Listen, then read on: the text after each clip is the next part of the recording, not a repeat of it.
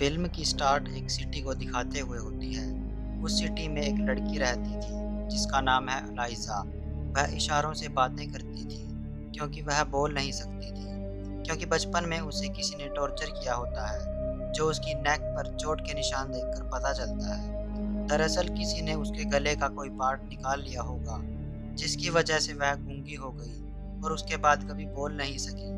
वह इस दुनिया में बिल्कुल अकेली होती है क्योंकि उसकी कोई फैमिली नहीं होती। उसके पड़ोस में एक आदमी था जिसका नाम था जाइल्स।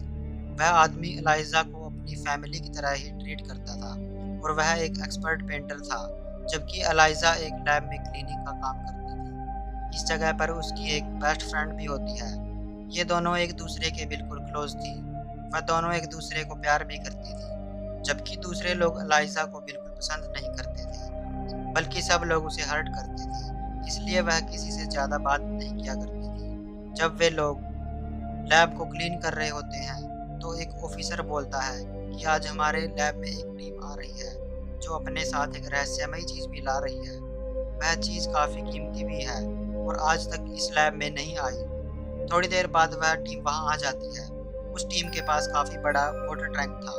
उसके पानी में कोई चीज़ होती है और जब एलाइज़ा उसके पास जाती है, तो वह चीज़ मूव करने लगती है और आवाज़ पैदा करना शुरू कर देती है। तभी एक टीम आती है और उसे सेफ रूम में ले जाती है। एलाइज़ा व उसकी फ्रेंड इसके बारे में कुछ भी नहीं समझ पाती। लोग जब बाहर सफाई कर रहे होते हैं, तो उसी रूम से आवाज़ें आती हैं। उसी रूम से एक आदमी बाहर आता है, जो कि एक कर्नल था और बहुत सेल्फिश था। वह इस पूरे प्रोजेक्ट का लीडर होता है। उसके हाथ से खून आ रहा था। वह घुटनों के बल बैठ जाता है। तब वहाँ एक टीम आती है, जो कर्नल को तो ले जाती है। फिर एलाइज़ा और उसकी फ्रेंड को कहा जाता है कि उस रूम को क्लीन किया जाए। जब वे उस रूम में जाते हैं, तो वहाँ खून पड़ा होता है और वहाँ पर कटी हुई उँगली भी होती है, जो कि उस कर्नल की थी। एलाइज़ा उन उँगलियों को एक पैकेट में रख देती है और उसकी फ्रेंड किसी को बुलाने चली जाती है। तभी एलाइज़ा वहाँ देखती है कि एक काफ़ी बड़ा वाटर टैंक है, जो कि काँच से बना हुआ है, और जब वह उसके करीब जाती है, तो उसमें एक जीव देखती है और एलाइज़ा उस काँच पर हाथ रख देती है और वह जीव भी वहाँ हाथ रख देता है। तभी वहाँ पर एलाइज़ा की फ्रेंड वह एक आदमी आ जाता है और जीव उन्हें देखकर पानी में पीछे हट जाता है। एलाइज़ा को अब पता चल चुका था कि वह चीज़ क्या थी।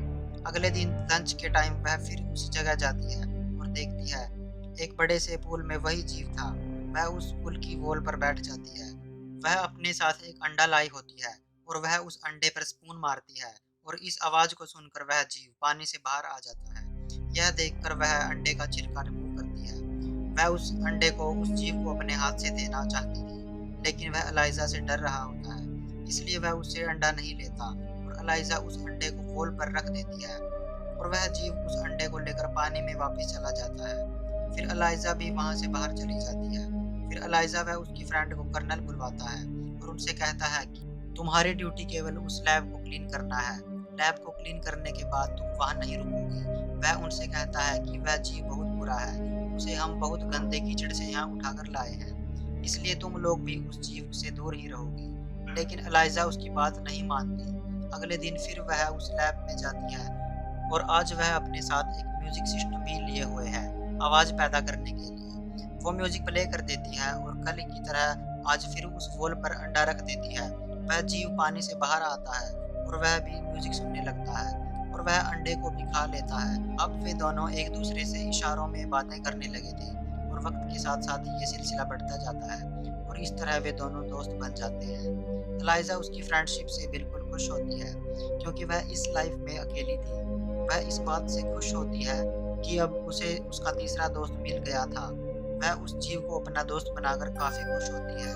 वह डेली लंच टाइम पर उसके पास जाती थी और उसके साथ अपना टाइम स्पेंड करती थी। इशारों में दोनों एक दूसरे से बातें किया करते थे। एक दिन वे बातें कर रहे होते हैं, तभी वहाँ पर एक डॉक्टर आ जाते हैं, जो उस जीव पर रिसर्च कर रहे थे। वे उन दोनों को छुपकर बातें करते हुए देख लेते हैं। वे सोचते हैं कि उन दोनों के बीच कोई रिलेशन बन चुका है, लेकिन वे एलाइज़ा को ये महसूस नहीं कराते कि उन्होंने उन्हें देख लिया था। ये डॉक्टर एक साइंटिस्ट भी थे, जो अमेरिका के लिए इस जीव पर रिसर्च कर रहे थे, लेकिन अंदर ही अंदर ये जर्मनी के एजेंट भी थे। इस टाइम दोनों कंट्री के बीच वॉर चल रही होती है। इसलिए दोनों कंट्री एक दूसरे की पॉलिटिक और साइंटिफिक एक्टिविटीज़ पर नज़र रख रहे थे। इसलिए डॉक्टर इस जीव की सारी इंफॉर्मेशन जर्मनी को देते थे। अगले दिन एलाइजा उस जीव से मिलने जाती है। वह देखती है कि उस जीव को बेदर्दी से चेन से बांधा हुआ था। यह देखकर उसे उस जीव पर तरस आ जाता है, क्योंकि उसकी बॉडी से खून निकल रहा होता है। तभी उसे पता चलता है कि वहाँ कोई आ रहा था, इसलिए वह जल्दी से छिप जाती है। और तब वहाँ पर वह कर्नल आता है। वह उस जीव से बिल्कुल नफरत करता था। उसके पास एक आयरन रोड होती है जिसमें करंट पैदा होता है, और वह उस आयरन रोड से उस जीव को इलेक्ट्रिक शॉक देता है। और उसके बाद वहाँ पर जनरल आ जाता है और उस जीव को देखकर कहते हैं कि मैंने एक्सपेक्ट किया था कोई छोटा सा जीव होगा, लेकिन साइज में ये काफ़ी बड़ा है। कर्नल कहता है कि अमेज़न के लोग तो इसे गॉड समझते हैं, जो कि पानी में इसके लिए फ्रूट, फूल और बहुत सी चीज़ें फेंकते हैं। कर्नल कहता है कि अगर हम इस जीव के बारे में जानना चाहते हैं, तो हमें इसे मारना होगा, क्योंकि इसे मारकर ही हम इसके बारे में रिसर्च कर सकते हैं, और इसे काटे बगैर तो हम कुछ कर नहीं सकते। लेकिन वह डॉक्टर उन्हें बताता है कि इसकी हालत तो काफ़ी ख़राब है, और अजीब बात यह है कि यह 2 जगहों से सांस लेता है। हमें इस पर रिसर्च करनी चाहिए, न कि इसे मारना चाहिए। मगर वे उस डॉक्टर की कोई भी बात सुनना ही नहीं चाहते थे। डॉक्टर कहते हैं कि अगर हमने इसे पानी में नहीं छोड़ा, तो यह बिल्कुल जल्द मर सकता है, क्योंकि उसे देखकर यह लग रहा था कि वह बेहोश हो गया था। फिर वे उस जीव को पानी में डाल ही देते हैं। डॉक्टर जनरल को अब कहते हैं कि आप इसे नहीं मार सकते। तब जनरल कहता है कि तुम मुझे मत बताओ कि मुझे क्या करना है और क्या नहीं करना है। मेरे पास सारी अथॉरिटीज़ हैं और मैं कुछ भी कर सकता हूँ। इसलिए जनरल डॉक्टर को कहता है कि इस गंदे से जीव को जल्दी से चीर-फाड़ कर दो। आखिर हम भी तो जानना चाहते हैं कि ये चीज़ क्या है। डॉक्टर को यह सुनकर काफ़ी दुःख होता है। वे नहीं चाहते थे कि इस जीव को मारा जाए। हालाँकि वे एक जासूस हैं, मगर उससे पहले वे इंसान भी हैं। इसलिए उन्हें उस जीव पर तरस आता है कि उसे मारा न जाए। एलाइज़ा भी ये सब सुन पा रही थी। डॉक्टर के साथ-साथ उसे भी यह बात काफ़ी हर्ट करती है। एलाइज़ा घर आकर ये सारी बातें जाइल्स को बता देती है, क्योंकि वह बहुत परेशान थी कि वे लोग सच में उस जीव को मार न डालें। वह कहती है कि वह जीव बिल्कुल मेरी तरह है, वह बेजुबान है और मैं उसकी हेल्प करना चाहती हूँ। वह मुझे देखकर खुश होता है और मेरे अंदर जो कमी है उसे नहीं देखता। वह मुझे हर हाल में एक्सेप्ट करता है। जाइल्स कहता है कि मैं अफ़सोस के साथ कह रहा हूँ कि हम उसे नहीं बचा सकते, क्योंकि जिन लोगों की निगरानी में वो है, वे बहुत पावरफुल हैं और हम एक आम इंसान हैं, हम उनके आगे कुछ नहीं। यह कहकर जाइल्स वहाँ से चला जाता है। एलाइज़ा काफ़ी दुखी होती है और जाइल्स भी, क्योंकि एलाइज़ा व जीव दोनों ही इस दुनिया में अकेले हैं। यह सोचकर जाइल्स वापस आते हैं और एलाइज़ा को कहते हैं कि उस जीव को बचाने में मैं तुम्हारा साथ दूँगा। जैसा तुम कहोगी मैं वैसा ही करूँगा। एलाइज़ा को इस बात से काफ़ी खुशी मिलती है और अब वह काफ़ी रिलैक्स भी हो जाती है। वो प्लान बनाते हैं कि वो उस जीव को लैब से बाहर निकालेंगे और उन क्रूर लोगों से छुड़वा लेंगे।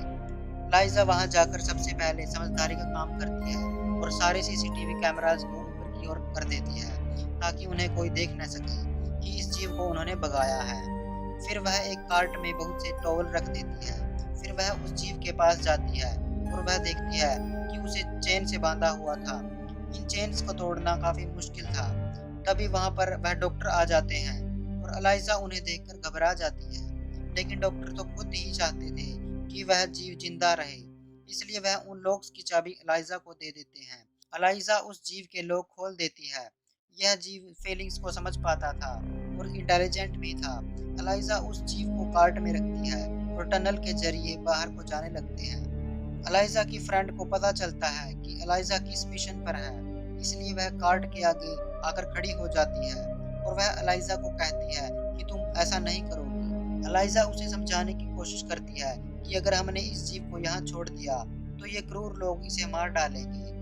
यह सुनकर एलाइज़ा की फ्रेंड भी उसका साथ देने के लिए तैयार हो जाती है। तब वो आगे बढ़ना शुरू कर देते हैं। बाहर से जाइल्स अंदर आने की कोशिश कर रहे होते हैं, लेकिन गार्ड उन्हें अंदर नहीं जाने देते। गार्ड को लग रहा था कि उनका कार्ड फेक है, लेकिन डॉक्टर यहाँ पर उनकी मदद करते हैं। वे उस गार्ड को बेहोश कर देते हैं और आखिरकार ये लोग उस जीव को वहाँ से निकालने में कामयाब हो जाते हैं। लेकिन यहाँ पर कर्नल को शक हो जाता है कि गेट पर जरूर कुछ न कुछ हो रहा है, बट जब तक वह गेट पर आता है तो वो सब वहाँ से जा चुके थे। एलाइज़ा उस जीव को अपने घर ले जाती है और उसे बाथ टब में रखती है क्योंकि उस जीव की जिंदगी पानी ही है और वह पानी के बगैर बच नहीं सकता। अब एलाइजा उसे पाकर काफी खुश होती है। वो डिसाइड करती है कि वह 10 तारीख को उस जीव को रिवर में छोड़ आएगी क्योंकि बारिश होने के चांसेस थे। बारिश की वजह से यह जीव अपनी मंजिल अपने समंदर तक चला जाएगा। नेक्स्ट डे एलाइजा काम पर जाती है ताकि किसी को ये शक न हो कि उस जीव को एलाइजा ने भगा दिया है। घर में जाइल्स उस जीव के पास होते हैं और उसका ख्याल रख रहे होते हैं, लेकिन इसी दौरान उनकी आंख लग जाती है। वह जीव अपने बाथटब से बाहर आ जाता है और उनकी बिल्ली को मार डालता है। जाइल्स देखता है कि वह जीव उनकी बिल्ली को खा रहा है। जाइल्स उसे ऐसा करने से मना करते हैं, लेकिन वह वहां से भाग जाता है। वह जाइल्स को इंजर्ड कर देता है। एलाइजा जब घर वापस आती है तो वह देखती है कि वह जीव वहां पर नहीं है। जाइल्स कहते हैं कि वो डर गया था, उसका कोई भी कसूर नहीं है, जाओ उसे वापस ले आओ। एलाइजा ऐसा ही करती है। वह बाहर जाकर उसे ढूंढ कर ले आती है। उस जीव को घर वापस आकर अपने किए पर शर्मिंदगी होती है। वह जाइल्स के सिर पर हाथ रखता है और जाइल्स को इशारों से कहता है कि तुम भी मेरे सिर पर हाथ रखो, तो वे भी उसके सिर पर हाथ रख देते हैं। अगले दिन जाइल्स देखते हैं कि उनकी चोट बिल्कुल ठीक हो गई है और जाइल्स इस बात से काफी खुश हो जाते हैं कि उनके सिर पर अब बाल भी उग आए हैं। वक्त के साथ साथ एलाइजा की दोस्ती उस जीव के साथ प्यार में बदल जाती है और अब वे एक दूसरे से बहुत प्यार करने लगे थे। अब वे दोनों एक दूसरे के काफी क्लोज थे। फिर हम देखते हैं कि जर्नल कर्नल को वार्न करता है कि अगर तुमने उस जीव को नहीं ढूंढा तो मैं तुम्हारी लाइफ डिस्ट्रॉय कर दूंगा। ये बात सोचकर कर्नल काफी बेचैन हो जाता है। अब कर्नल को डॉक्टर पर शक होता है कि उसने ही उस जीव को भगाया होगा, क्योंकि वह जानता था कि डॉक्टर यह नहीं चाहता था कि उस जीव को मारा जाए। इसलिए वह कर्नल डॉक्टर के घर के पास जाता है। डॉक्टर घर से बाहर आकर दो लोगों से मिलते हैं और तब दोनों आदमी डॉक्टर पर गोलियां चला देते हैं, लेकिन कर्नल वहां आकर उन दोनों आदमियों को मार डालता है। कर्नल को पता चल जाता है कि डॉक्टर रशियन बोल रहे थे, इसलिए वे एक एजेंट हैं। तब कर्नल डॉक्टर से कहता है कि मुझे बता दो कि वह जीव किसके पास है, लेकिन डॉक्टर उन्हें कुछ भी नहीं बताता। डॉक्टर से सच बुलवाने के लिए कर्नल उसे टॉर्चर करने लगता है। तब डॉक्टर केवल ये बताते हैं कि वो एक क्लीनर है और यह कहते ही डॉक्टर मर जाते हैं। क्लीनर का नाम सुनकर कर्नल को एलाइजा पर नहीं बल्कि उसकी फ्रेंड पर शक होता है, क्योंकि वे दोनों ही वहां पर सफाई करती थी। इसलिए कर्नल अब एलाइजा की फ्रेंड के घर जाते हैं और उससे पूछता है कि बताओ वह जीव कहाँ पर है, लेकिन वह उसे कुछ नहीं बताती। वह कहती है कि मैं इस बारे में कुछ नहीं जानती, लेकिन वहां पर उसका हस्बैंड होता है जो कि कर्नल को सब सच बता देता है। वह कहता है कि वह जीव एलाइजा के घर पर है, क्योंकि मैंने अपनी वाइफ को एलाइजा से बात करते हुए सुन लिया था।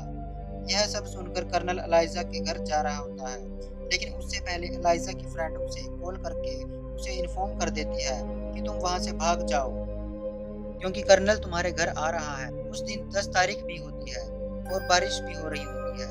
यह वही दिन था जब एलाइजा उस जीव को रिवर में छोड़ने वाली थी, इसलिए वह जल्दी से उस जीव को वहां से लेकर चली जाती है। कर्नल जब एलाइजा के घर पहुंचता है तो देखता है कि वहां पर तो कोई नहीं है। तभी उसे कैलेंडर पर 10 तारीख के नीचे का नोट मिलता है। उस पर लिखा था कि आज के दिन उस जीव को रिवर में जाकर छोड़ देना है। एलाइजा उस रिवर तक पहुंच गई थी और वह उस जीव को गुड बाय कह रही थी। इस बात से वे दोनों ही दुखी होते हैं कि अब के बाद वे दोबारा कभी नहीं मिल पाएंगे। लेकिन अगर यह जीव पानी में न गया तो उसे तो वैसे भी मर जाना है, इसलिए वह आगे बढ़ता है। लेकिन तभी वहां पर कर्नल पहुंच जाता है और वह एलाइजा और उस जीव दोनों पर फायरिंग कर देता है, जिसकी वजह से वे दोनों वहीं पर ही गिर जाते हैं। लेकिन वह जीव दोबारा खड़ा हो जाता है, लेकिन कर्नल के दोबारा बुलेट भरने से पहले वह जीव उनके पास पहुंच जाता है। कर्नल देखता है कि उसे गोलियां लगी हैं, लेकिन वह फिर भी नहीं मरा। फिर वह जीव कर्नल को मार डालता है। फिर वह एलाइजा को गोद में उठाता है और समंदर में बहुत गहराई तक ले जाता है और एलाइजा की गर्दन पर जो बचपन की चोट के निशान थे वो वहां पर हाथ लगाता है। वे निशान अब गिल्स बन जाते हैं, जिससे कोई भी पानी में सांस ले सकता है और अब एलाइजा भी पानी में सांस ले पा रही थी। और फिर एलाइजा भी जिंदा हो जाती है, जो कि गोलियों से मर चुकी थी। दरअसल यह जीव बहुत सी पावर्स का मालिक था और इन पावर्स की वजह से ही एलाइजा बच पाई थी। अब दोनों एक दूसरे को गले लग जाते हैं और यह जीव एलाइजा को पाने के अंदर एक नई जिंदगी दे देता है। दोनों को एक दूसरे का प्यार व साथ मिल जाता है उसके बाद ये दोनों हमेशा के लिए उस समंदर की गहराई में रह जाते हैं। जाइल्स भी एलाइजा के लिए काफ़ी खुश होता है कि दोनों को एक दूसरे का साथ मिल गया और इसी के साथ मूवी का एंड हो जाता है। Thank you for watching.